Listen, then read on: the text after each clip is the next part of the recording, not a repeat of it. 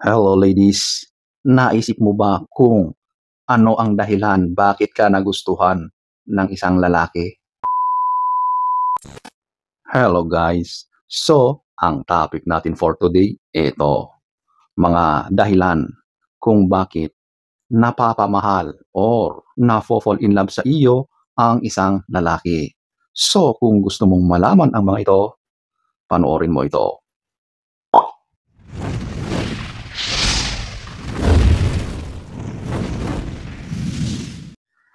So, hindi na tayo magpaligoy-ligoy. Number 1, ito yung kagandahan mo. So, ito yung literal na nakikita ng lalaki sa iyo. Alam ko na marami ang magsasabi na napakababaw na dahilan yan. Pero yun po ang katotohanan. Attraction yan eh. Sa umpisa, talagang yan naman ang unang nag-a-attract sa lalaki sa isang babae kung ano yung nakikita ng kanyang mga mata. So kapag nakita niya ayon sa kanyang panlasa at paningin ay nagagandahan siya sa iyo, naa-attract siya sa iyo, yun na ang umpisa ng lahat, okay? Siyempre, hindi naman magkaka-interest ang lalaki sa iyo kapag walang attraction. Kaya ladies, yan ang basic na dahilan. Pinakaunang dahilan kung bakit napapamahal ang lalaki sa iyo. Yan po, yung nakikita ng mga mata at yan yung kagandahan mo physically. Okay? So ayan po, ang number 1. Number 2, ikaw ay unique or kakaiba ka. Kapag iba ka sa lahat, mas mapapansin ka ng lalaki. Okay? So yung pagiging kakaiba, yung pagiging iba or unique mo bilang babae, mas nakakadagdag yan ng attraction sa part ng lalaki. Kasi nakikita niya na, uy, bago ito sa akin. Kung ano yung nakikita niya sa araw-araw na ginagawa or kagawian ng babae, itong nakikita niya sa iyo ay bago at iba. So ladies, huwag matakot maging unique. Kung ano yung normal na ginagawa ng karamihan at ayaw mong gawin yon or hindi ka komportableng gawin, just be yourself. At sigurado na may mga lalaki na magkaka-interes dahil dyan sa kakaiba mong karakter or katangian. So ladies, yung pagiging unique mo ay isang positibong katangian. Okay? Huwag matakot maging iba. So ayan po ang number 2. Number 3, ito yung you accept his flaws or ito yung tanggap mo kung ano man yung kahinaan or kapansanan ng lalaki. Lahat tayo, lalaki man or babae, ay meron tayong flaws, yung tinatawag na kahinaan natin. Maaring yan ay physically, maaring yan ay mentally, emotionally, or sa ating mga skills, okay? So, wala naman talagang perfect na tao. Kaya, kapag nakikita ng lalaki sa isang babae na nagugustuhan pa rin niya yung lalaki despite sa kanyang mga kahinaan, iba ang dating niyan sa lalaki.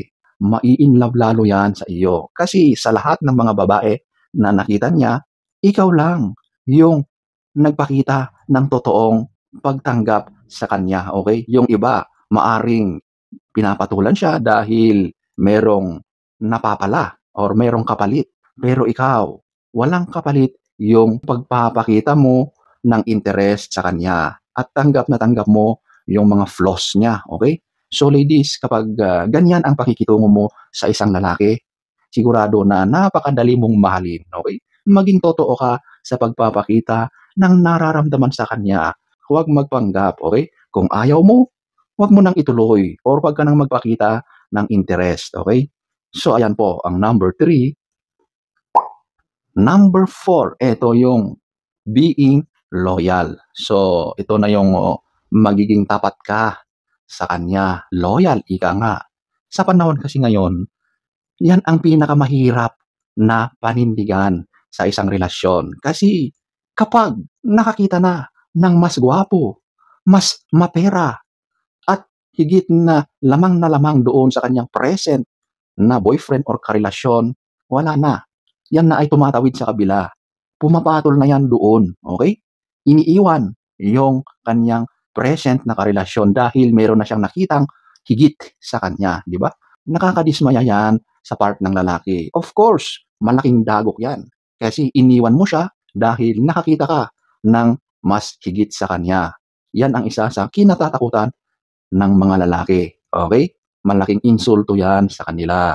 Okay? Kaya ladies, kung hindi ka naman pala kontento dyan sa iyong karelasyon, huwag mo nang pasukin yan. Antayin mo na lang na darating yung talagang hinahanap mo na lalaki. Okay? Para hindi hahantong sa ganyan.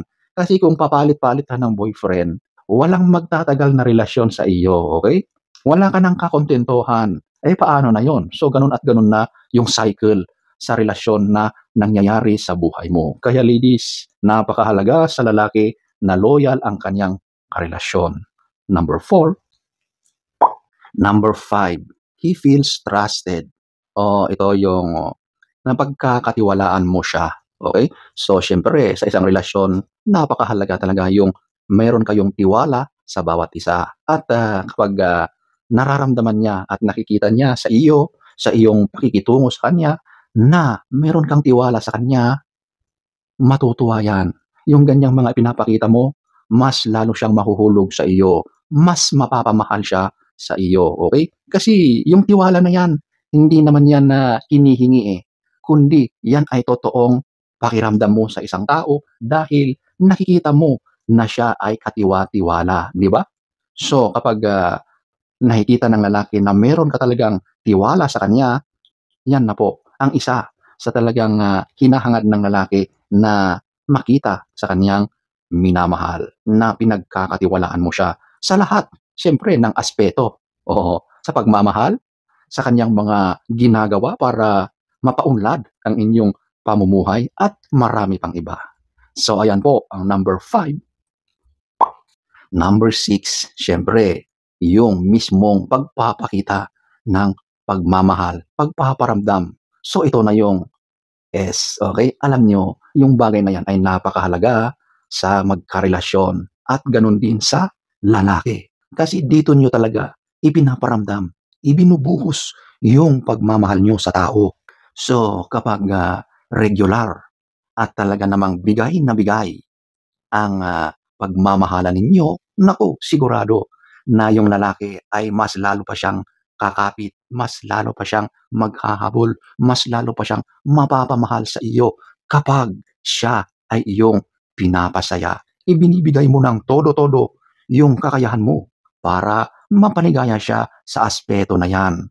Tulad ng sinabi ko sa napakarami kong videos, ito ay napakahalaga sa isang lalaki.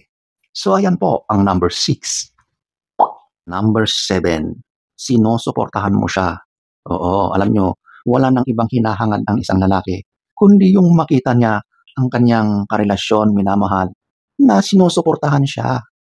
Kasi sa buhay ng magkarelasyon, walang perfect dyan. Darating at darating yung mga unos, mga pagsubok sa bawat isa. So kung yung lalaki ay meron na siyang pinagdadaanan, tapos nakikita niya na nandyan ka, na sinusuportahan mo siya, kino-comfort mo siya, yung simpleng pagpapakita na nag-aalala ka, yung simpleng nandun ka lang sa tabi niya para kausapin siya, inaalam mo yung mga nangyayari sa kanya, sa buhay niya, sa mga nangyayari sa araw-araw sa kanya, big deal sa lalaki yon. At kapag nakikita niya na ganun ang pakikitungo mo sa kanya, mas mapapamahal yan sa iyo. Ang lalaki, madaling mahulog yan, lalong-lalo na kapag nakikita niya sa babae na sinusuportahan siya, na talagang ipinapakita mo yung concerns mo sa kanya. Yan po ang number 7. So, ayan po ang iilan lamang sa maraming mga dahilan kung bakit na-fall ang lalaki sa iyo. So, sana ay nagustuhan nyo ang ating topic for today. Next story time. Don't forget to subscribe.